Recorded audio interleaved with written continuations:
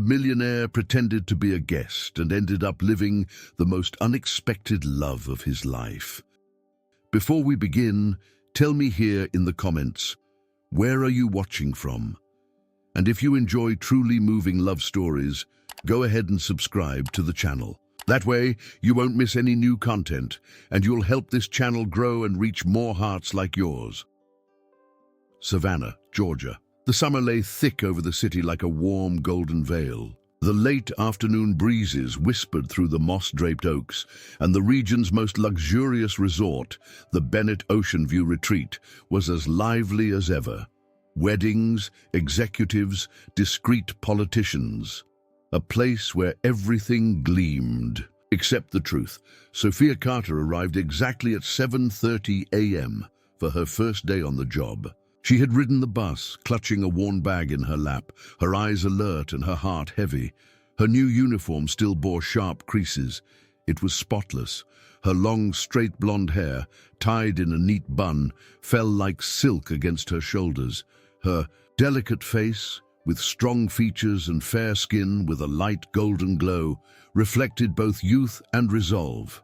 But it was in her amber eyes that her greatest strength hid. A fierce, almost hypnotic sparkle that mingled sweetness with quiet determination. She needed this job. Her grandmother was ill. The bills were overdue. Her last internship at a senior clinic had been cancelled without warning. Savannah wasn't kind to those without a prestigious last name. The floor manager, a gruff man named Roger, handed her the list of suites to clean. Without looking up, he growled, "Suite 903, be careful with the VIP guests. Don't talk more than necessary." Sophia nodded silently. Suite 903 was the presidential suite, one of the most expensive in the state. Persian rugs, a balcony overlooking the sea, a king-size bed with Egyptian cotton sheets. But in that moment, something felt off-script. She opened the door carefully and found a man standing with his back to her by the open window. He wore a simple white shirt and dark trousers. No expensive watch, no security guards.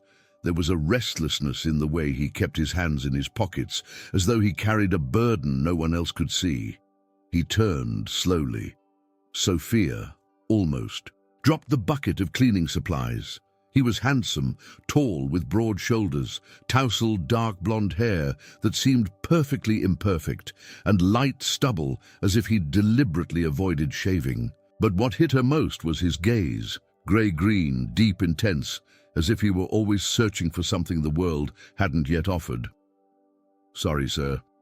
I didn't know anyone was here. I can come back later." He smiled sideways, tired, yet kind.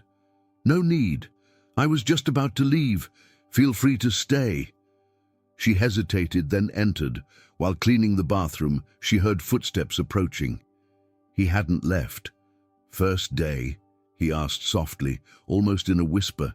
She nodded, surprised by his interest. "I'm Sophia, a temporary housekeeper." "Jake," he replied, offering his hand. "Nice to meet you." But the name was fake because he was no ordinary guest. He was Bryan Bennett, the owner of the resort.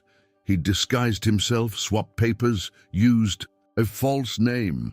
He decided to go undercover as a guest to investigate service failures and find out why so many staff were quitting. The company board demanded answers, and he needed to see it all firsthand. But what he didn't expect was to lose himself in a housekeeper's gaze. Over the next few days, he began observing her discreetly. Sophia treated everyone with respect, even the most arrogant. She carried hidden snacks for her midnight shift co-workers. She clasped the elderly guests' hands gently when she passed them in the halls. She never complained, even when her back hurt or her hands swelled from the chemicals. One afternoon, he saw her trying to fix a broken vacuum alone, and he stepped forward. "You shouldn't be doing that by yourself." "If I don't do it, no one will," she replied, wiping her brow. "Besides, the machine's old. It just needs some strength." Bryan smiled. For the first time in a long while, he smiled genuinely. She didn't know who he was, and that was liberating, but behind that smile, he felt the weight of a growing lie. What started as an investigation was turning into something he'd never truly experienced. The sea breeze drifted through Suite 903's balcony, swaying the sheer curtains, as though time there followed its own rhythm. Sophia finished straightening the reading chair cushions when she heard him speak from the balcony. "Are you from Savannah?" Bryan asked, staring out at the horizon. She paused.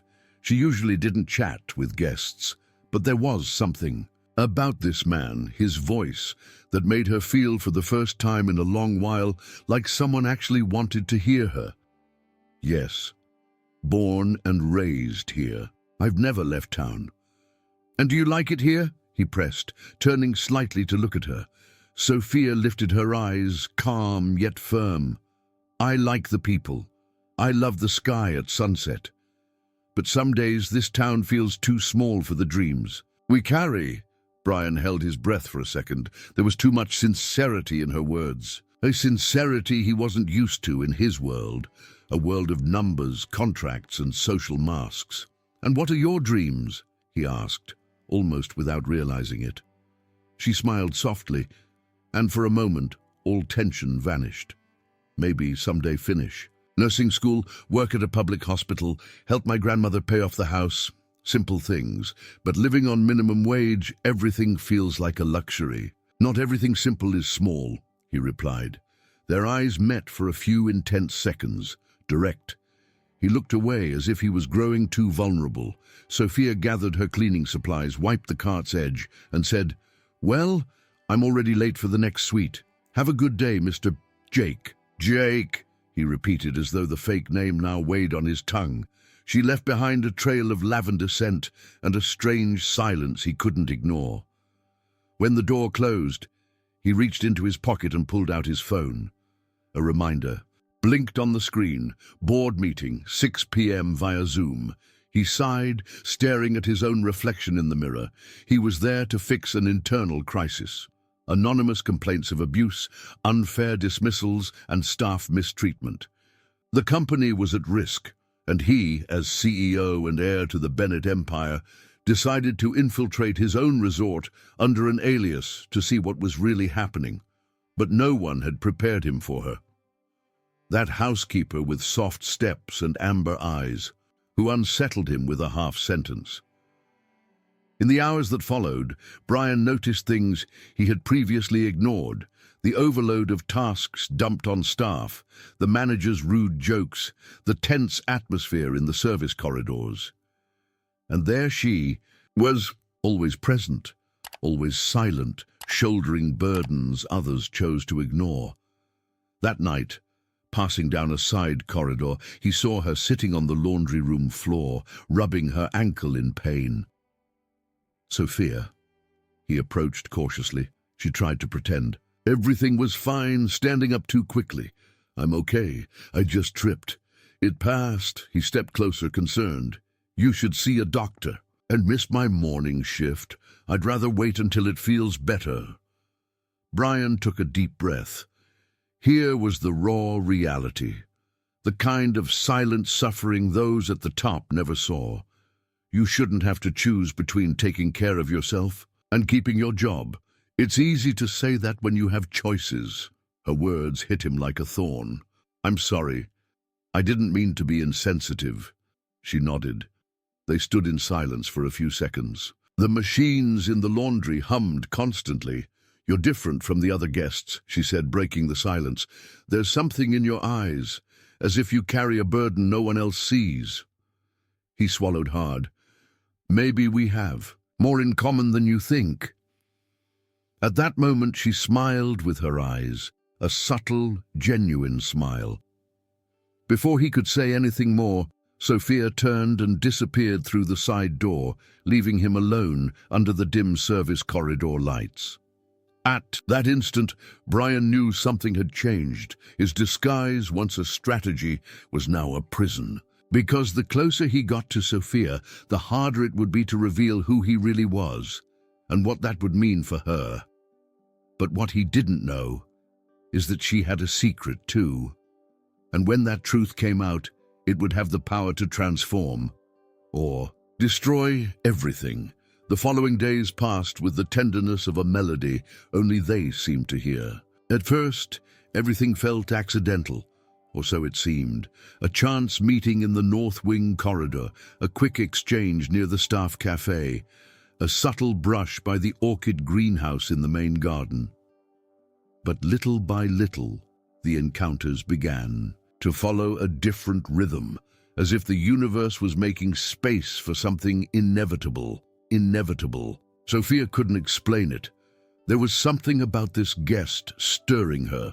It wasn't just his looks, though he was breathtaking, that light stubble shading his jaw and eyes that shifted color in different lights. It was the way he looked at her, not like a judge, but like someone who truly sees, like someone who listens even when she doesn't speak a word.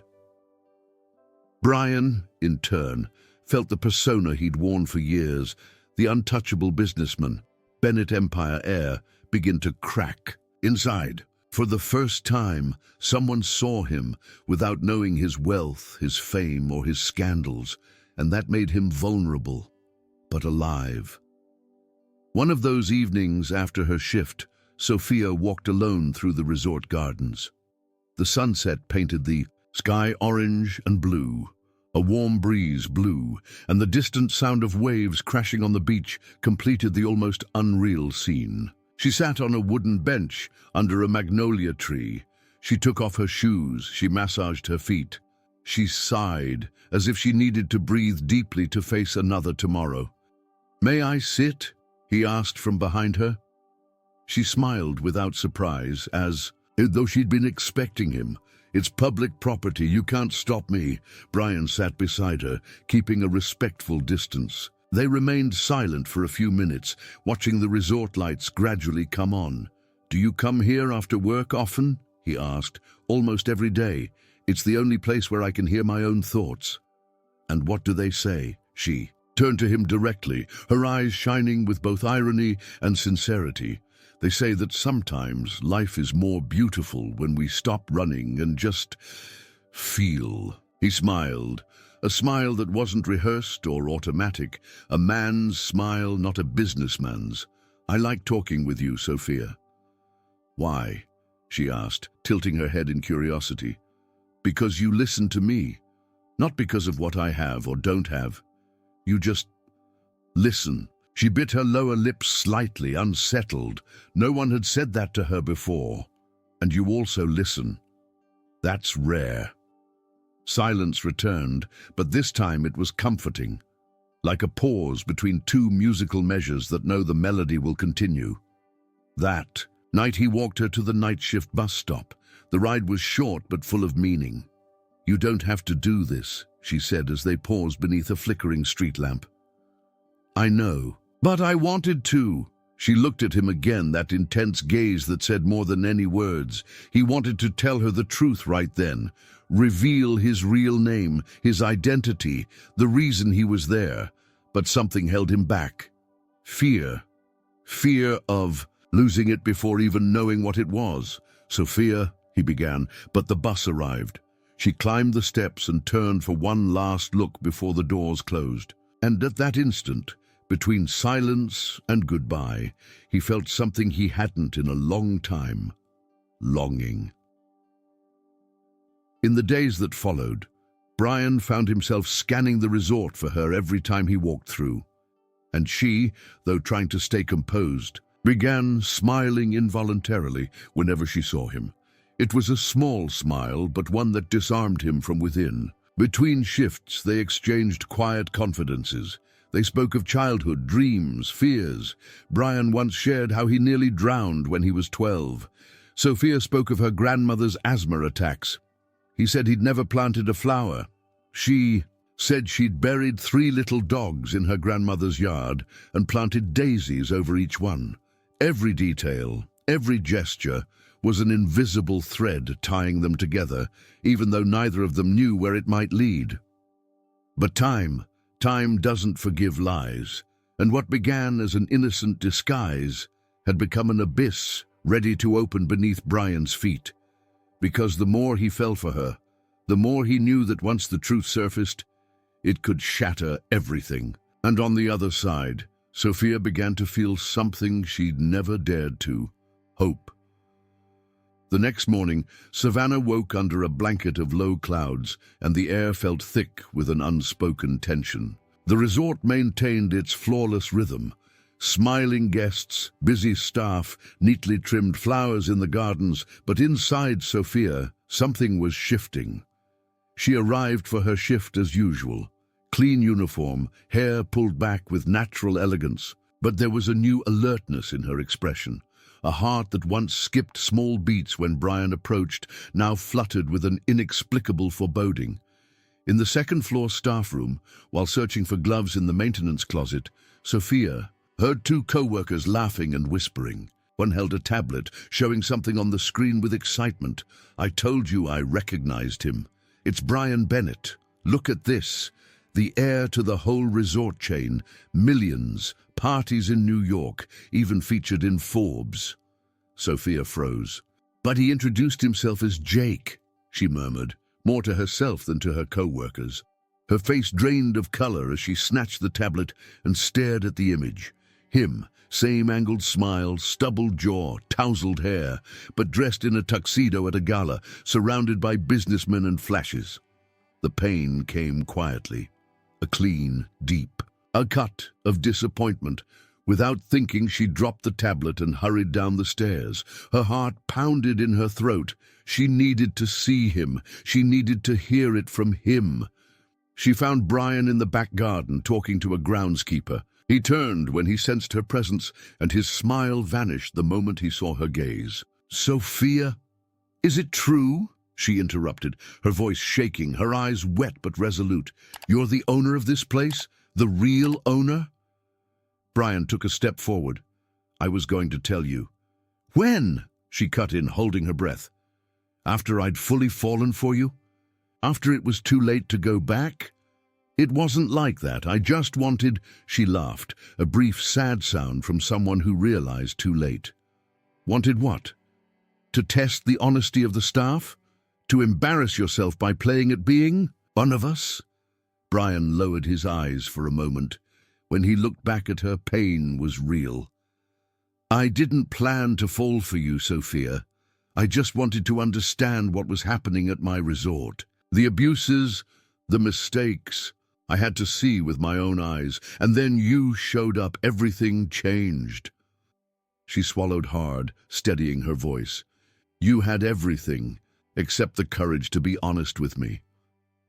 He tried to step closer, but she shrank away. "I grew up hearing that people like you don't give a second glance to people like me, and when you do, it's always because you're hiding something. Sophia, please, just listen." She took a deep breath, her chest tightening. "I don't want to be part of another power game. I've spent my whole life protecting myself from people like that. And now it's you." He reached out, but she was already backing away, her eyes glistening, her chin raised with the dignity she'd learned to carry since childhood. "Don't look for me. I don't want to work here tomorrow. I don't want this place, this uniform, or you." And she walked away. Bryan stood frozen as the rain began to fall slowly over the garden. His white shirt clung to him, and his feet sank slightly into the wet earth. But he didn't move, because at that moment he understood that for the first time in his life, someone had walked away without fear of who he was. The days after Sophia and Bryan's confrontation dragged on like an open wound no one dared touch. Sophia didn't show up for her shift the next day, as she'd said she wouldn't, but her absence did not go unnoticed, especially by those who wanted to see her fall. In the administrative wing, a woman watched everything with cold eyes and a discreet smile. Her name was Karen Whitlow, the governance supervisor, meticulous, controlling, and for years she'd tried to win Bryan Bennett's attention to no avail. Ever since the mysterious guest showed up, she'd noticed the glances between him and the blonde housekeeper. It didn't take long to connect the dots. When she learned Bryan's true identity, envy turned into poison. And like any woman used to cloaking deceit with politeness, she decided to act. In the monitoring room, Karen demanded access to the ninth-floor cameras, citing an internal audit. She requested all footage of Sophia in the VIP wing. With surgical precision, she edited hours of video, muting the audio, zooming angles, crafting a twisted narrative. Sophia entering and leaving rooms, laughing, fixing her hair, handing towels with a smile, stitched into a manipulated sequence implying seduction. It was cruel and very effective. 2 days later, Bryan, still wounded, received the video formally, along with a note from the board. Employee involved in inappropriate conduct with guests. Immediate action required. He watched the footage with fixed eyes, unblinking. Sophia appeared more than once, smiling, entering rooms, talking with male guests. Under normal circumstances, he might have doubted it. He'd likely sought her side, but hurt by the reveal, his judgment was clouded. Was she lying to me all along? He thought quietly. On impulse, he signed her termination. He didn't ask questions. He didn't call. He just approved it. The next morning, boom! It was inventory day for the housekeeping department, and the team was gathered in the staff cafeteria, a large, simple room with wide windows and long metal tables. A vat of strong coffee, tired laughter, worn uniforms. Karen entered with the air of someone bearing earth-shattering news. "Sorry to interrupt breakfast, everyone," she announced loudly. "Management has asked me to share an immediate decision. The employee, Sophia Carter, is being terminated for inappropriate conduct." Murmurs erupted. Confused, skeptical glances spread. Sophia, who had returned that morning just to return her ID badge and collect her things, was seated at the back. She felt her face grow cold. "Excuse me?" she said, standing up. Karen held up a tablet and, with cruel detachment, projected the edited video on the cafeteria's TV. Colleagues' faces reflected shock, discomfort, and in some cases judgment. "This is the conduct this young woman engaged in at work. I hope this footage suffices to justify her dismissal." Sophia looked around, lost, what she wouldn't have given for someone to still believe in her. But no one spoke. Her voice quivered as she tried to defend herself. "These clips are taken out of context. I was just doing my job." Karen crossed her arms.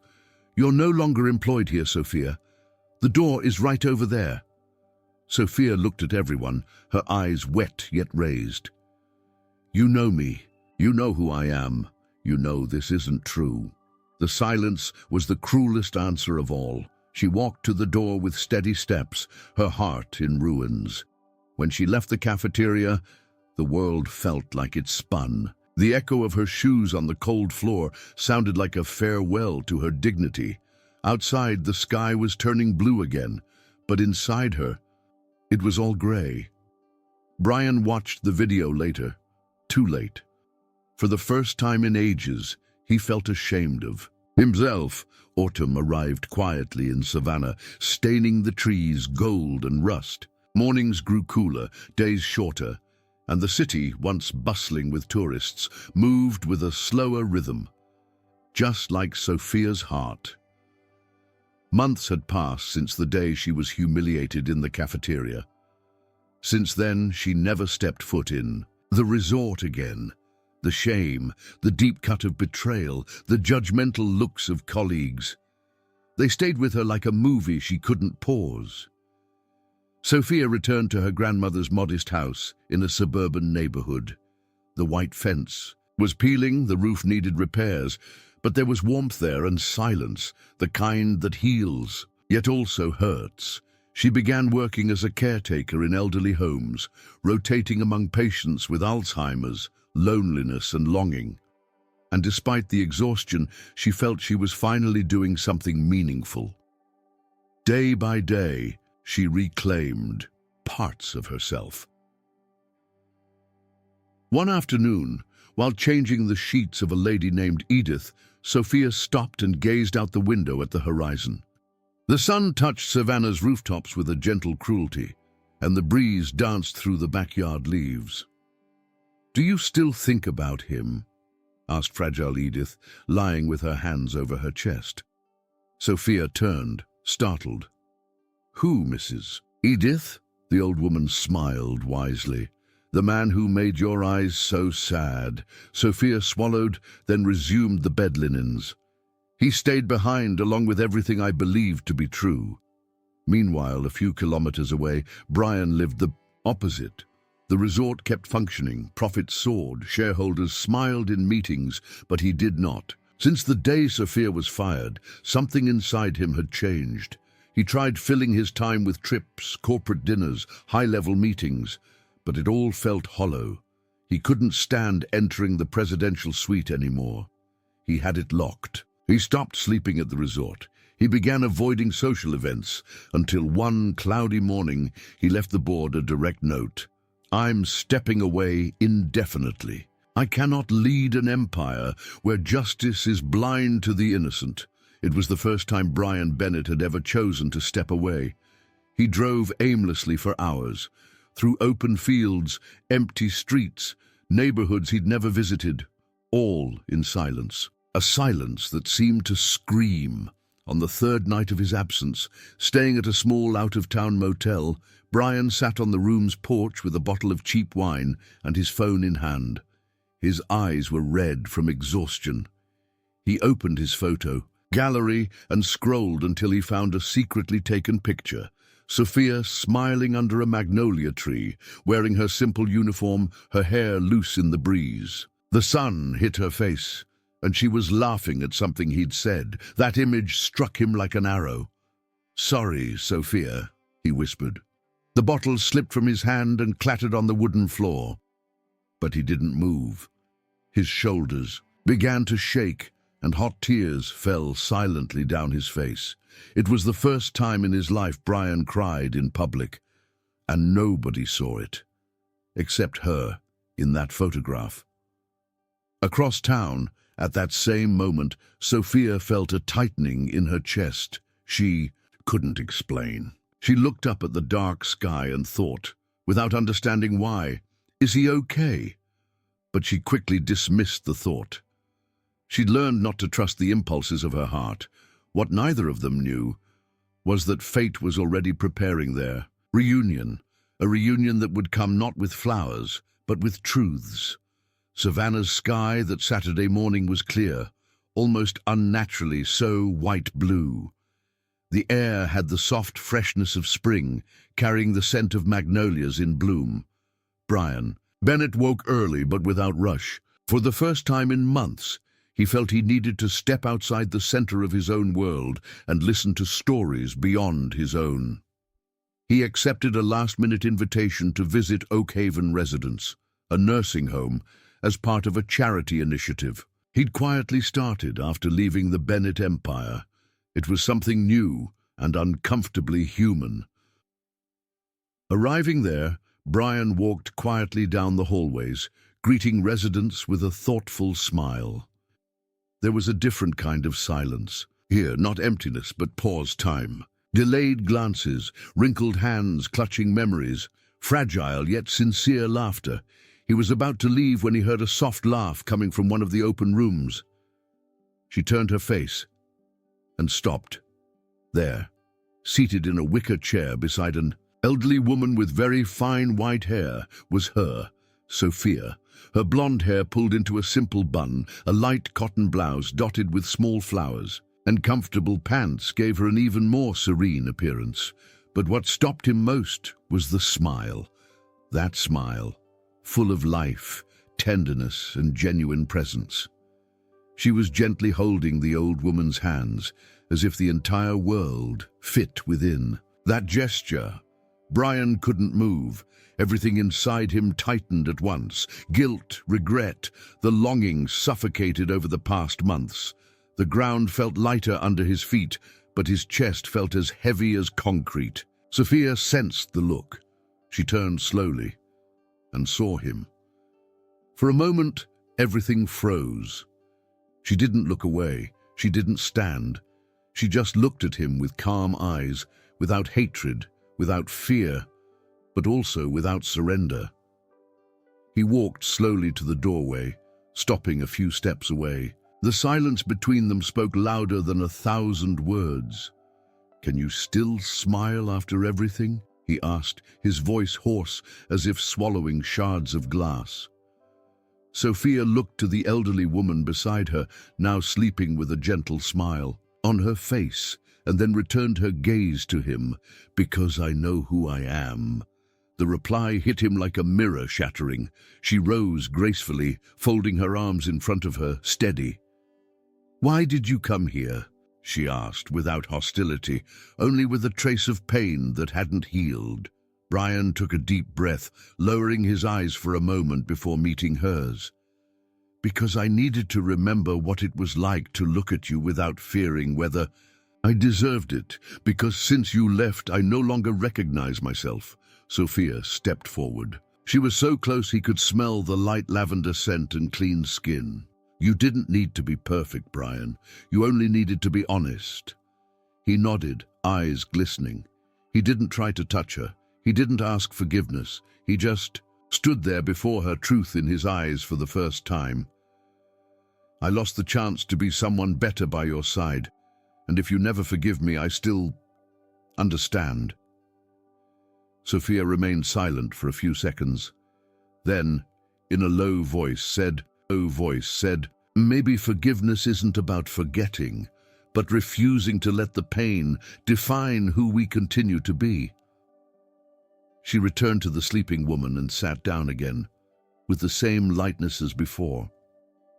Bryan gave one last look before turning away. His footsteps down the hall sounded like a farewell, but he knew, and she too, that this wasn't the final scene between them. It was the beginning of something new, something that had no name yet, but was born not from pride, but from truth. The next day dawned cloudy, as if the sky felt the weight hanging between them.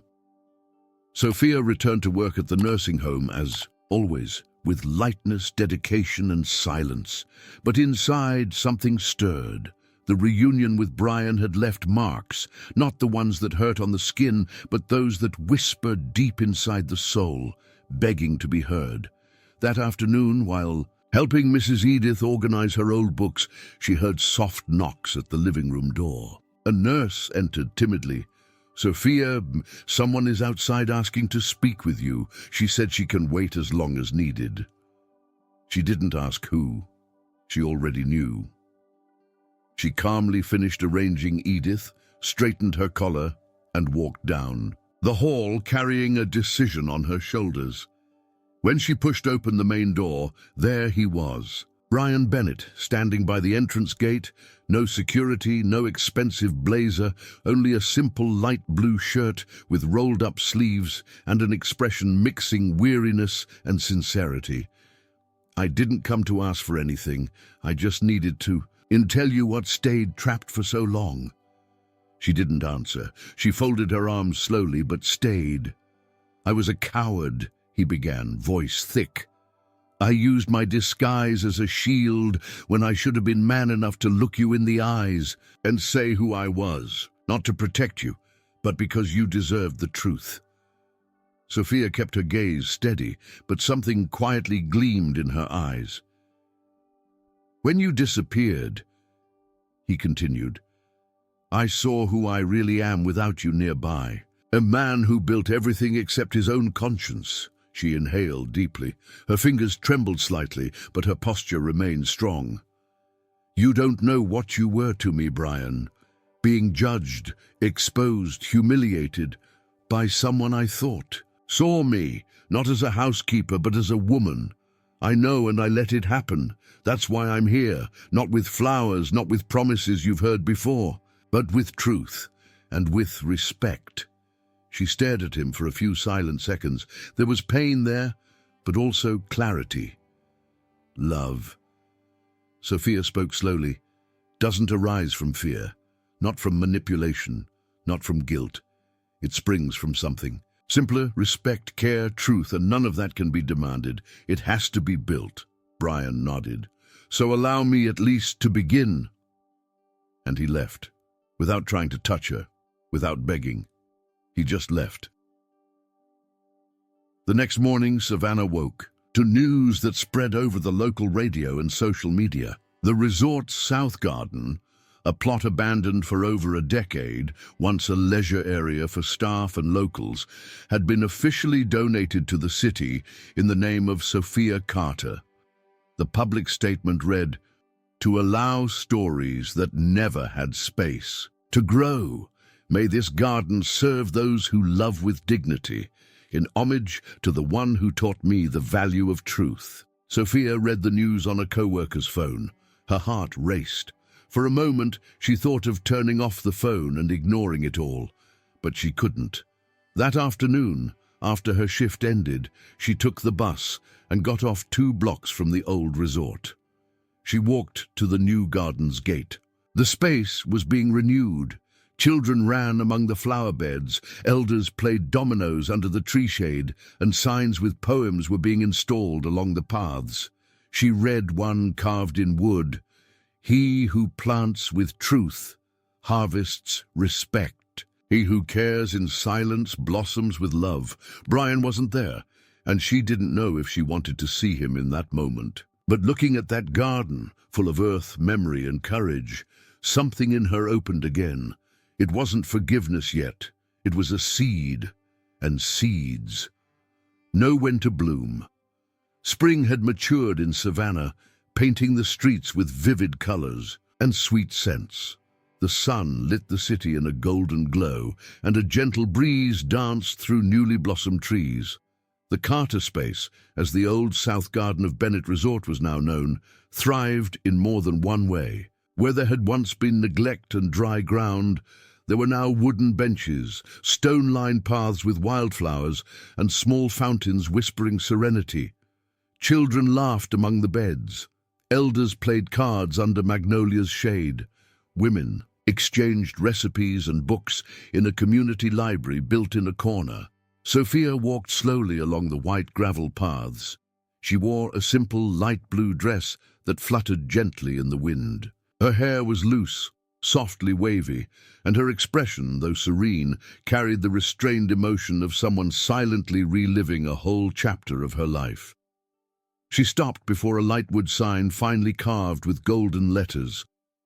Carter, space, where love triumphed over fear.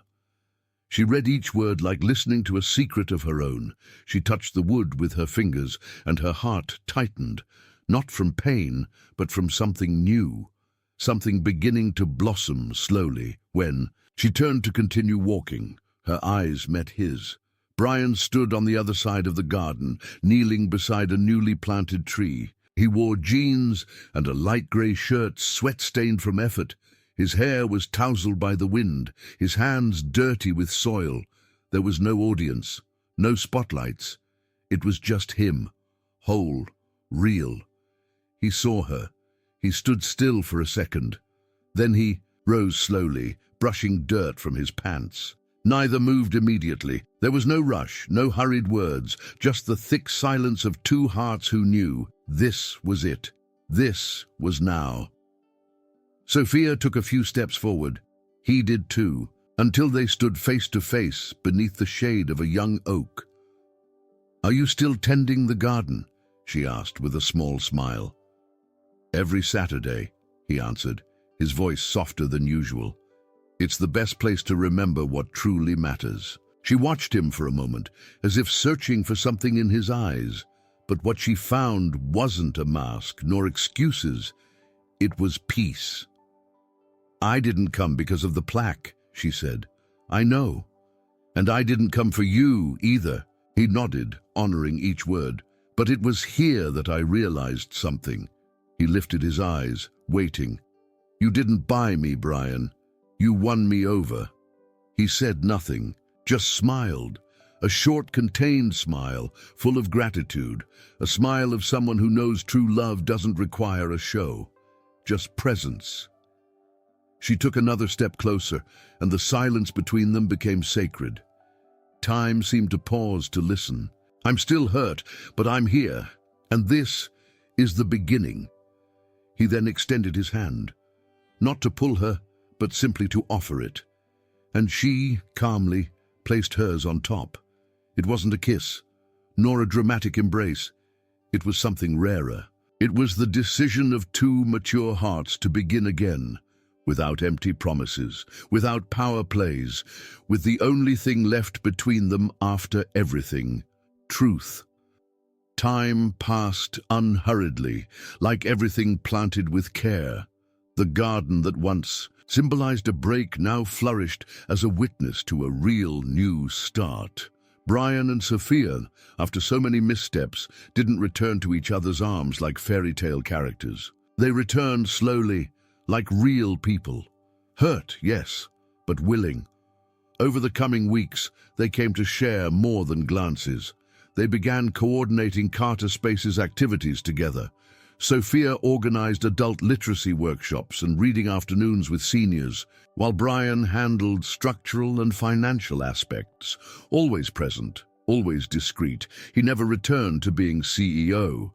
He did something few men in his position would do.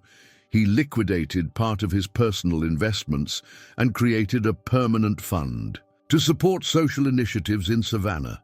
Community clinics, immigrant support centers, scholarships for low-income youth, all quietly, without press, without brand visibility. Sophia, in turn, returned to studying. Enrolled in the public university, she resumed the nursing course she had abandoned years before. At night, she studied at home. By day, she split her time between the garden, her classes, and caring for her grandmother. And Bryan was there. Not as her savior, but as support. "You don't have to show me the path," she said one evening, sitting beside him on her porch under the warm light. "I just need to know you're walking beside me." "I know that now," he replied, holding a glass of tea and gazing at the starry sky. "And that's all I want to be. Someone who sees you whole, even when the world tries to diminish you." She looked at him tenderly, but without losing her strength. "It wasn't the luxury that impressed me, Bryan. It was the man who learned to love without demanding anything in return." He lowered his eyes for a moment, moved by her words. "You taught me the value of what cannot be bought." And she smiled, a calm, genuine smile, a smile that said now, yes, there were no more secrets between them, no disguises, no control games or fear of surrender. They argued sometimes, they disagreed, they laughed together, they shopped at the corner market, watched old movies with Sophia's grandmother, made small plans like painting the kitchen or adopting a dog. And in these details, their love grew quietly but solidly. One afternoon in the garden, Sophia walked among the flower beds with a folder of documents. She was preparing the project registration for a state grant. She saw Bryan kneeling, planting seedlings with a group of children. He had dirt on his hands, leaves in his hair, and a boyish smile. She stopped and watched him in silence, her heart light. This was it. This was love. Their love no longer needed applause. It no longer needed to prove itself, because true love is born when both are willing to rebuild, not for each other, but side by side. The evening light warmed the Savannah sky in soft orange and pink tones. Carter Space was especially quiet that afternoon, as if even nature understood that something special was about to happen. No formal invitations were sent, no social columns, no designer dresses, no heavy makeup. The invitation came from the heart, and the answer was presence. Among the wooden benches were city residents, volunteers, neighborhood children, seniors who frequented the garden, even former resort staff.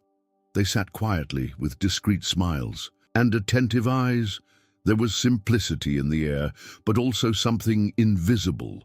Respect. At the center of the lawn, under the shade of a tree planted months before, Bryan Bennett and Sophia Carter stood side by side.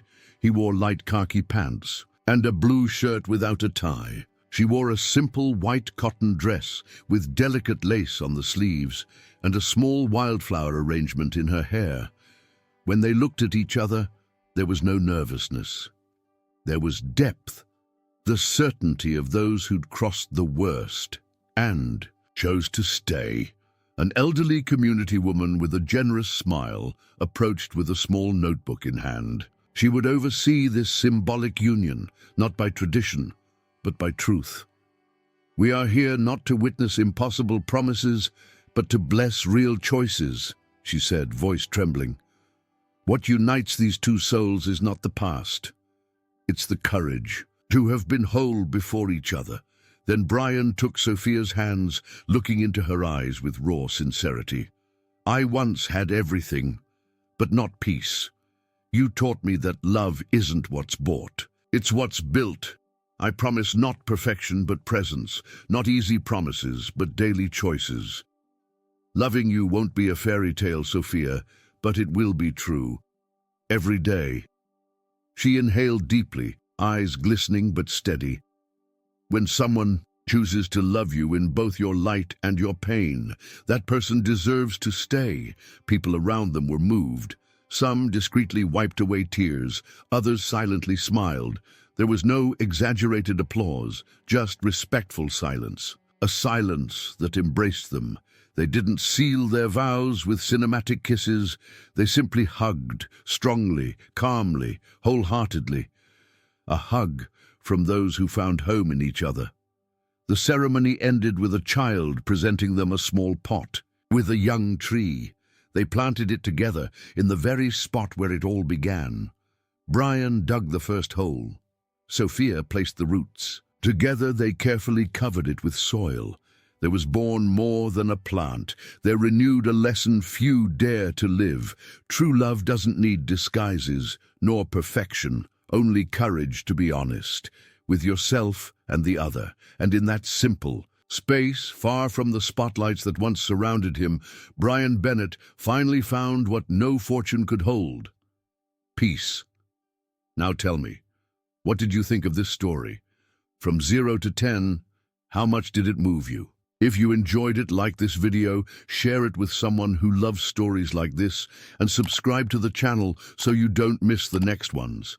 That helps the channel grow and continue bringing stories that touch the heart. And before you go, I've picked another emotional story that will surely move you even more. Just click and keep feeling.